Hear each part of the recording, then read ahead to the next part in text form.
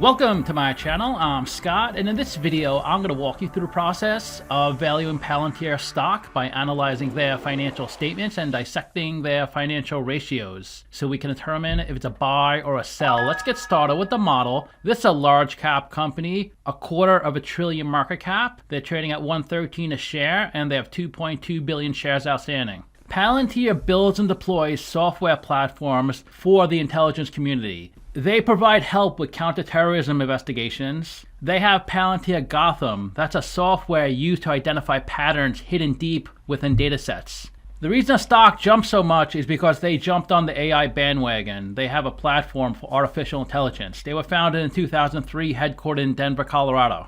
Let's take a look at their financials. The way you value a company is you estimate the free cash flows into the future and then you discount those numbers back to today's value. That's what we're doing in this video. And free cash flow is cash flow from operations minus capital expenditures. Their free cash flow jumped a lot from 300 million up to 1.1 billion. They grew 64% from 2023 to 2024, and 2023 was up nearly 300% from 2022. Amazing growth. Net income is the profit or loss on the income statement. It's revenue minus expenses. That's negative in 21 and 22, 200 million in 2023, then it grows 120% to 460 million. Also really nice growth. Revenue is a sales for the company, and that almost doubled from 1.5 billion to 2.9 billion. We estimated 4 years of future free cash flows. We also estimated the terminal value, which is all cash flows past year 4, that's 226 billion. We discounted those numbers back to today's weighted average cost of capital. We got a value of the company of $183 billion.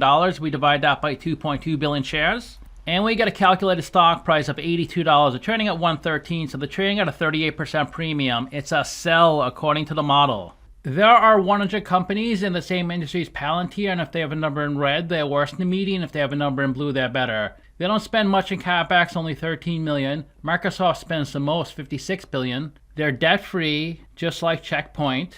They don't pay any dividends. Joint stock pays the highest, 8.1%. That company's in Kazakhstan. Their free cash flow is 1.1 billion, equal to the median. Of course, Microsoft is number one. They're third in market cap. They've moved up the list, getting closer and closer to Oracle. I don't think they'll ever beat Microsoft, though. And they're really, really overvalued. Why are investors paying so much money for the stock? Because people think it's going to go up a ton. But I can't see it going that much higher. But don't quote me on that, because I've been wrong before. Revenue 2.9 billion, which is lower than the median average. They're growing a lot. Their 5-year annual revenue growth rate is 31%. Samsara is number one at 60%. The stock is at a high point, 113, 10% below their 52-week high, 447% their 52-week low. I've never been more upset with myself than this stock because I had it at 20 and I sold it. I'm not sure how much I invested, but I'm scared to look because if it was a lot of money, I'm going to be really unhappy.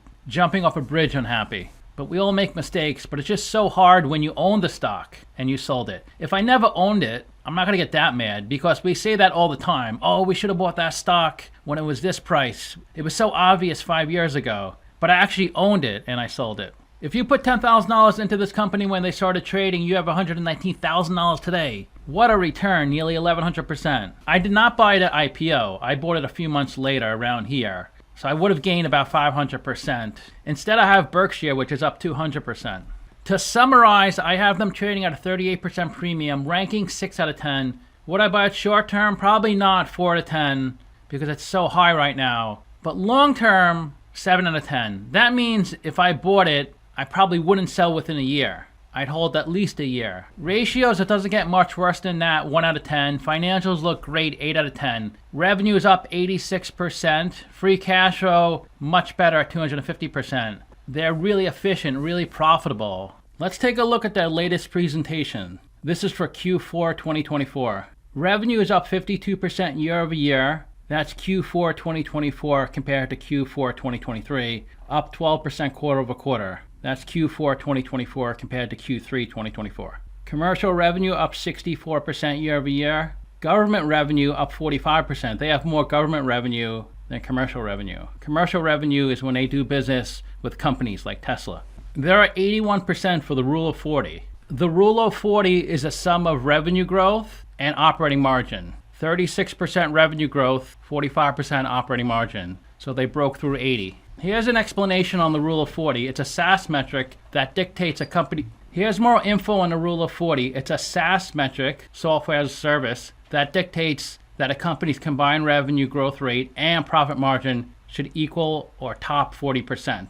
And they top 40% every quarter except Q2 2023. They closed 129 deals that were at least $1 million in size, 58 deals at $5 million, 32 deals at $10 million. So they're closing bigger and bigger deals every single quarter. Adjusted free cash flow, $517 million. That's a 63% margin. Amazing margins. 20% is good. That's just unreal. That means they convert 63% of their revenue into adjusted free cash flow. Their operating income, $370 million, 45% margin. Isn't that amazing? Operating income margin is lower than free cash flow margin. The remaining deal value revenue grew nearly 100%. That's the pipeline, the revenue in the future. It's $1.8 billion. They have a new record in terms of U.S. commercial revenue, $800 million.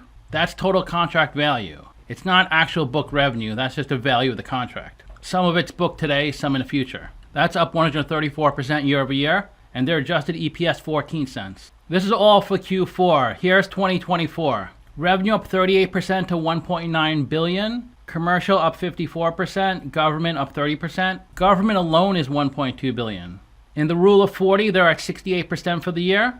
Customer count increased 43% to 711. It was 497. Adjusted free cash flow, $1.25 billion, 44% margin. Operating income, $1.1 billion, 39% margin. Their EPS, 41 cents. They have lots of cash, $5.2 billion in cash. They have lots of liquid assets, $5.2 billion of cash or short-term securities.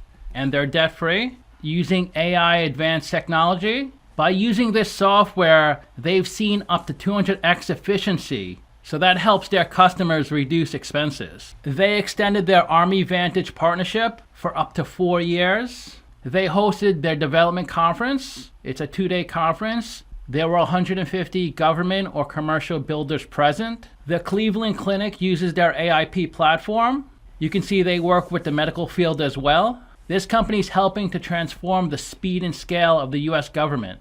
I really wish I didn't sell my investment. I could still buy into it, but now it seems overvalued. But I'm sure it's going to keep going up. They work with Rio Tinto. Rio Tinto is a British mining company. They're one of the biggest miners of copper. Here's their quarterly net income. Net income in Q4 2023, $93 million. In Q3 2024, $144 million. And this most recent quarter, $79 million. It would have been $165 million if you exclude the one-time SAR-related expenses. SAR stands for Stock Appreciation Rewards. They give a lot of stock to their employees. Q4 operating income, $11 million. That's down from $113 million. If you strip out stock-based compensation, $142 million. Here's the Rule of 40 chart. You can see this quarter it's as high as ever, 81%. Only once it was below 40, Q2 2023. Revenue up 52% year over year. In Q4 2024, $558 million. Last year, Q4, $368 million. This is just U.S. revenue though. Here's U.S. commercial revenue, U.S. government revenue. Both up a lot. Total revenue up 36% to $828 million. That's just for the quarter, the fourth quarter. Their operating income and margins are going up a lot. $209 million to $370 million, 45% operating margin. That means they convert 45% of their revenue into operating income. Well, adjusted operating income. Their customer count went up 19%, 73% year over year. You can see it goes up every single quarter from 221 to 382. Not a lot of customers, but those customers spend a lot of money. Their total customers are 711. This is just commercial customers, 571. In the fourth quarter alone, 129 deals valued at $1 million. 58 were $5 million, 32 $10 million. They ended the quarter with $5.2 billion of cash. Look at their adjusted free cash flow. Margins went from 56% to 63%. And the forecast for the first quarter, 858 to 862 million. Operating income, about 350 million. For the full year, revenue of 3.7 billion. Adjusted free cash flow, 1.6 billion. Let's take a look at the company on Simply Wall Street. Its last price, 113, 260 billion market cap, up 20% in the past week, up 400% in the past year. It looks like NVIDIA Part 2. The way the stock is growing, will it hit 1, 2, 3 trillion market cap? It IPO'd at the end of 2020 at $10. That was October. 3 months later, it hits 36. That's January 2021. And then it doesn't do anything for 3.5 years. It goes all the way down to 7, actually 6. 635 is a low. That's at the end of 2022. Then takes at least another year to get back to its all-time high. That was in mid-2024. And that was the time to buy it, mid-2024. So if you bought it before then, you would have seen no progress. And then it just shot up. In February, it hit almost 120, then came down. Now it's coming back up again. Still, a $250 billion market cap is a big company. And it's not even close to the revenue it should be. But Nvidia got there. Will this stock get there? Simply Wall Street thinks it's overvalued. Their valuation is 65. The analysts think it's overvalued. 22 analysts say it's 87. And I definitely think it's overvalued. So everybody said it's overvalued. This blue line is their future revenue target. 6.4 billion, free cash flow 2.6 billion. Even if it hits this number, 2.6 billion, the stock is still really overvalued. It needs to get to at least 10 billion to kind of be worth it. I did a live stream yesterday going through the numbers and doing the calculation. 2.6 billion isn't even close to where it should be. You can see their revenue did grow a lot. In 2018, 600 million, currently 2.9 billion. So the growth is there. They did have some debt in 2019 and 2020, also in the beginning of 2021, but they paid it off in 2021. Now they're debt free. Equity keeps going up. Equity over 5 billion. But it looks like all their equity is cash. They have more cash than equity. The CEO's salary is $1.1 million. Total compensation, $3.5 million. He's been at the company since the beginning, 22.3 years. 49% of the company is owned by institutions, 43% by the general public, and 8% by insiders. Vanguard is the biggest shareholder, then BlackRock. Peter Thiel owns over 4% of the company. He founded PayPal, and he was a big investor in Facebook in the beginning. Their employee count was 2,400. Now it's 3,900. And the ticker trades on the Wiener Börse, London Stock Exchange, Nasdaq, Deutsche Börse, Xetra, Mexican Bolsa, Bulgaria, Borsa Italiana, BATS Europe, Lima Bolsa, Sao Paulo Bolsa, Buenos Aires, and the NEO. So if you want to get a copy of my discounted cash flow model, click on the video in the top right corner.